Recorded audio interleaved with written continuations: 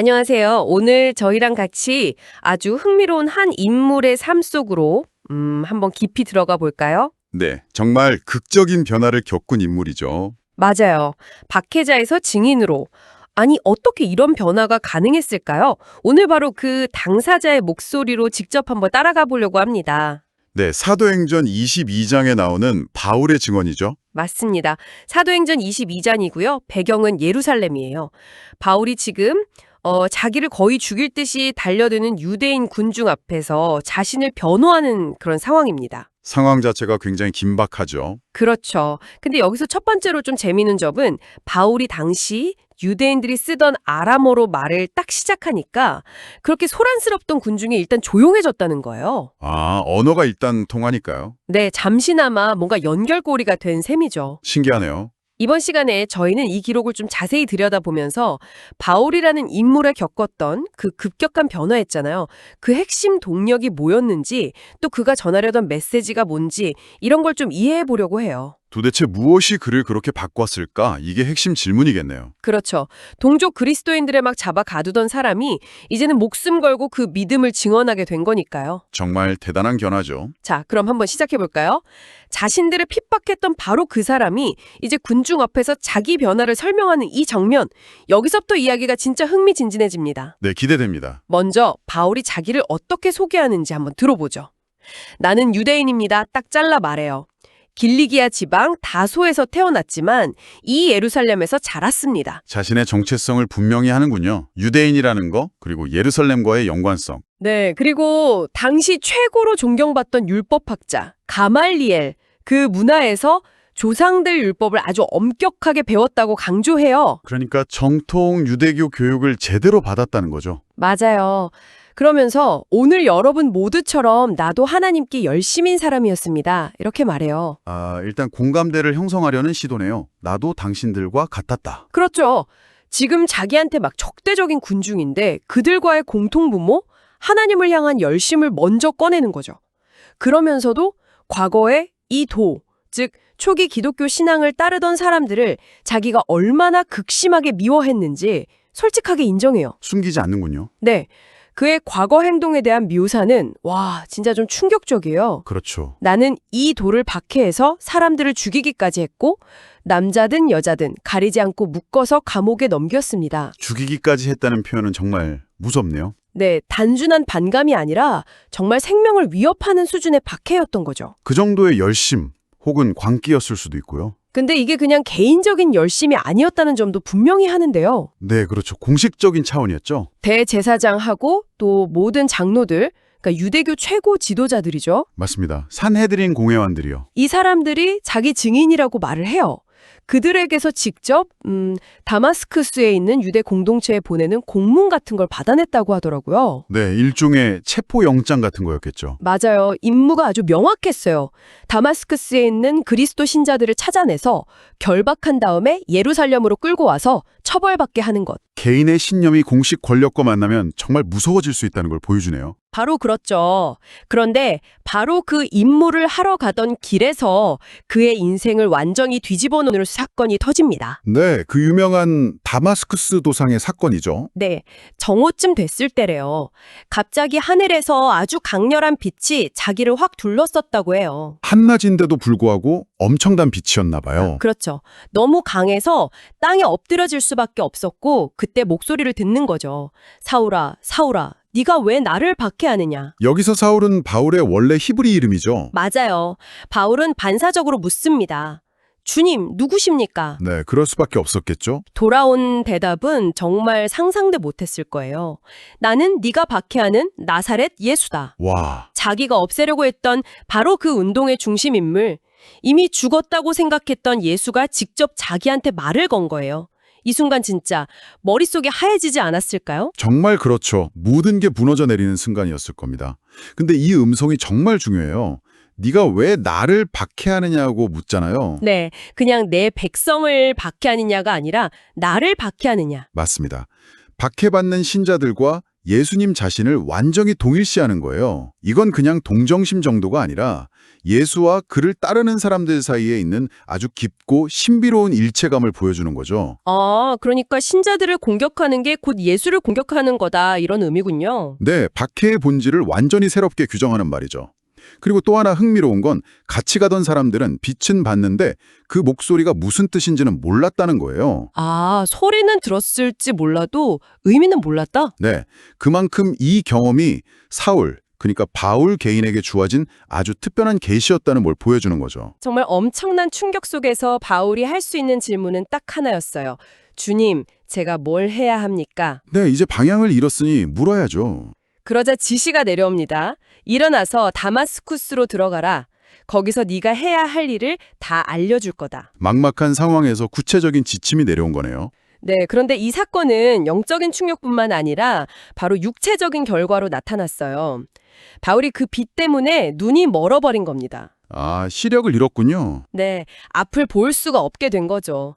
불과 얼마 전까지만 해도 체포영장 들고 막 위세등등하게 가던 사람이 이제는 완전히 무력해져서 다른 사람 손에 이끌려서야 겨우 다마스쿠스로 들어갈 수 있게 된 거예요. 상황이 완전히 역전됐네요. 상징적인 장면입니다. 그렇죠. 권력자가 순식간에 가장 약한 상태가 된 거니까요. 네.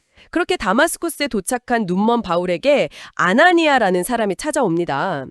바울은 이 아나니아를 소개할 때 아주 경건하고 율법을 잘 지키고 다마스쿠스 사는 모든 유대인들한테 칭찬받는 사람이라고 강조해요. 이것도 좀 의미심장하네요. 기독교인 잡으러 왔던 바울에게 존경받는 유대인이 찾아온다. 그렇죠. 뭔가 아이러니 같기도 하고요. 네. 아나니아가 바울 곁에 서서 형제 사울 다시 보시오 이렇게 말하니까 바울 눈이 즉시 떠져서 아나니아를 보게 됐다고 해요. 와, 정말 극적이네요. 단순히 시력 회복만은 아니었을 것 같아요. 맞아요. 아나니아의 다음 말이 그 의미를 더 분명하게 해줍니다. 네, 그 설명이 중요하죠. 아나니아가 이렇게 말해요.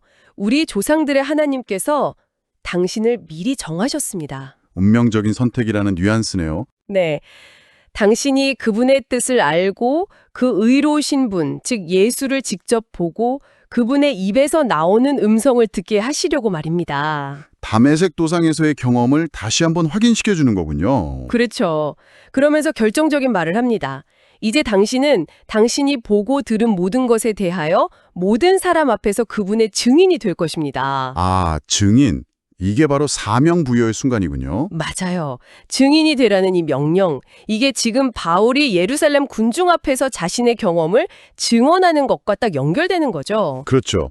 이 만남은 단순한 치유가 아니라 바울의 남은 삶의 방향을 결정짓는 소명 확인의 자리였던 셈입니다. 그리고 아나니아는 바로 행동을 촉구해요.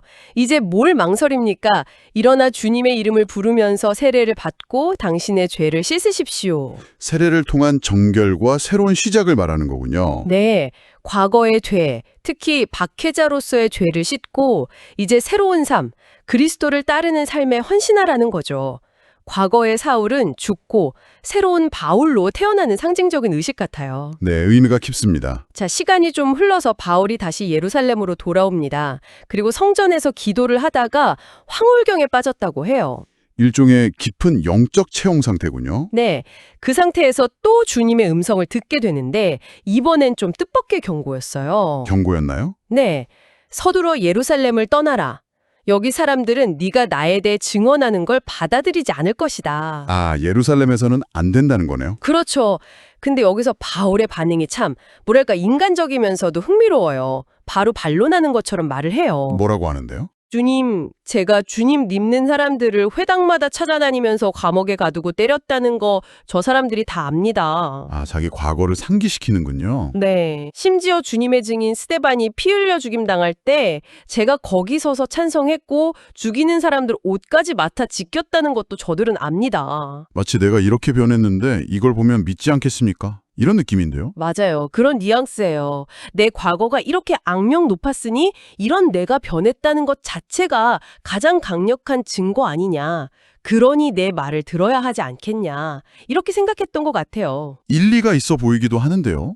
자신의 극적인 변화가 설득력이 있을 거라고 본 거죠. 네. 하지만 신적인 응답은 아주 단호했습니다. 뭐라고 답하시죠? 떠나라. 내가 너를 멀리 이방 사람들에게로 보낼 것이다. 와, 이방인에게로.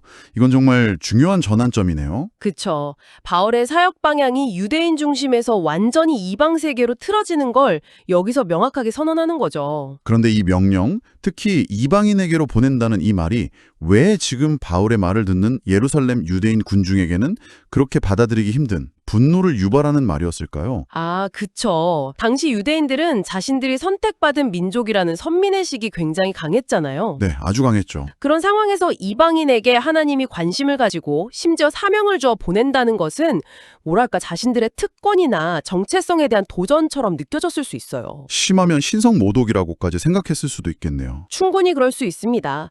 바울의 사명과 당시 유대 사회의 정서 사이에 정말 깊은 골이 있었던 거죠. 어쩌면 바울도 이 반응을 어느 정도는 예상했을지도 몰라요. 정말이지 바울이 이방인이라는 단어를 딱 내뱉는 순간 분위기가 확 바뀝니다. 와, 정말 순식간에 폭발하네요. 네, 그 전까지는 그래도 듣고 있었는데 말이죠. 네, 갑자기 군중이 막 격렬하게 소리치기 시작해요. 저런 놈은 세상에서 없애버려라, 살려둘 가치도 없다. 와, 정말 격렬하네요. 네, 흥분해서 막 옷을 벗어 던지고 분노의 표시로 흙먼지를 공중에 뿌리고 난리가 납니다. 거부감과 분노의 표현이 아주 극단적이네요. 이방인이라는 그 한 단어가 완전히 방어세가 된 셈이죠. 그렇죠. 소란이 너무 커지니까 현장에 있던 로마 군대 지휘관, 천부장이 개입합니다. 병사들한테 바울을 병영 안으로 끌고 가라고 명령해요. 일단 진정시키려고 한 거겠죠. 네, 그리고 도대체 군중이 왜 저렇게까지 화가 났는지 알아내려고 바울을 채찍질해서 신문하라고 지시합니다. 아, 정보를 얻기 위한 고문이군요. 당시 로마에서는 흔한 방식이었죠. 네, 그런데 여기서 또 한 번의 반전이 기다리고 있습니다. 어떤 반전이죠? 병사들이 바울을 채찍질하려고 가죽끈으로 딱 묶는 순간 바울이 옆에 있던 백부장에게 아주 차분하지만 단호하게 묻습니다. 네. 로마 시민권자인 사람을 유죄 판결도 받기 전에 채찍질하는 것이 합법입니까? 와, 결정적인 한마디네요. 그쵸. 이 한마디가 모든 걸 멈춰 세우는 거죠. 이 질문의 무게가 정말 엄청났을 거예요. 로마 시민권이란 건 단순한 신분증이 아니었잖아요. 그렇죠. 엄청난 법적 보호수단이었죠. 네, 제국 전역에서 통용되는 강력한 권리였고 재판 없이 로마 시민을 때리거나 채찍질하는 건 아주 심각한 불법이었어요. 이걸 어기면 로마 관리 본인도 위험해질 수 있었거든요. 그러니까 바울의 질문은 그냥 항의가 아니라 로마법에 근거한 자기 권리 주장이었고 상황을 즉시 역전시키는 힘이 있었던 거네요. 맞습니다. 제국의 시스템을 오히려 이용해서 자신을 보호하는 순간이죠. 백부장이 이 말을 듣고는 완전 놀라서 바로 천부장에게 달려가 보고합니다. 어떻게 하시렵니까? 이 사람 로마 시민입니다. 천부장도 깜짝 놀랐겠네요. 네, 직접 와서 확인해요. 네가 로마 시민이냐? 바울은 그렇습니다. 딱 대답하죠. 신분이 확인된 거군요. 여기서 또 시민권 취득 배경에 대한 재밌는 대화가 나와요. 천부장이 약간 믿기지 않았는지 나는 돈을 많이 들여서 이 시민권을 얻었다. 이렇게 말해요. 아, 돈으로 살 수도 있었군요. 네, 당시에는 뭐 기부나 뇌물 같은 걸로 얻는 경우도 있었나 봐요. 그런데 바울은 뭐라고 대답하냐면 나는 태어날 때부터 시민입니다. 이렇게 말해요. 오, 태생적 시민권자다. 네. 아마 그의 가문이나 출신 도시인 다소가 로마로부터 그런 특권을 부여받았던 것 같아요. 돈으로 산 시민권과 태생적 시민권, 뭔가 미묘한 차이가 느껴지네요. 그렇죠. 아무튼 바울의 로마 시민권 주장은 효과가 확실했습니다. 그를 신문하려던 병사들이 바로 물러났고 천부장조차도 그가 로마 시민인 걸 알고는 이미 그를 결박했던 것 때문에 두려워했다고 기록되어 있어요. 하마터면 큰일 날 뻔했으니까요. 로마법을 어길 뻔한 거죠. 네, 식은땀 좀 흘렸을 겁니다. 그랬겠네요. 상황이 이렇게 되니까 천부장은 이제 폭력이 아니라 다른 방식으로 문제의 본질을 파악해야 했어요. 유대인들이 도대체 왜 바울을 저렇게까지 미워하고 고발하는지 그 이유를 정확히 알고 싶었던 거죠. 네, 이제 정식 절차를 밟아야겠다고 생각했겠군요. 맞아요. 그래서 다음 날 바울의 결박을 풀어주고 나 채찍질 위협에서는 벗어났겠죠. 유대인들의 최고 의결기구이자 종교재판소 역할을 하던 공회, 즉 사내들인의 제사장들과 의원들을 소집합니다. 아, 유대 지도자들을 모으는군요. 네, 그리고 바울을 그들 앞에 세우는 거죠.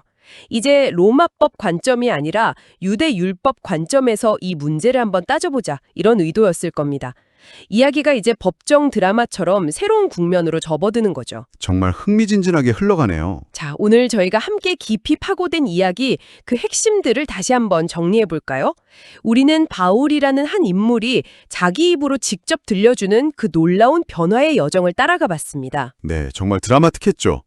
열렬한 박해자로 시작해서 그렇죠. 다마스쿠스 길 위에서 그 극적인 만남을 통해 시력을 잃었다가 회복하고 결국에는 유대인을 넘어서 이방인에게 복음을 전하라는 특별한 사명을 받은 증인으로 거듭나는 과정이었어요. 그의 확고했던 유대교 신념과 배경, 그리고 그걸 완전히 뒤엎은 신적인 개입, 이 대비가 인상적이었어요. 네.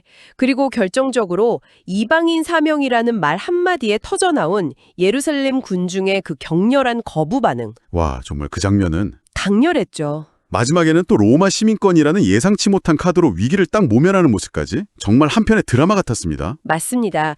이제 이 이야기를 우리에게 또 여러분에게 한번 연결시켜 볼 차례인 것 같아요. 개인적인 간증, 그러니까 자기 변화 경험을 이야기하는 게 어떤 힘을 가질까요? 그렇죠. 바울은 자기 스토리를 변호이자 설명으로 사용했는데, 네. 그런데 결과를 보면 예루살렘 군중에게는 오히려 더 큰 분노를 일으킨 것 같단 말이죠. 그럼 이 접근법이 과연 효과적이었을까요?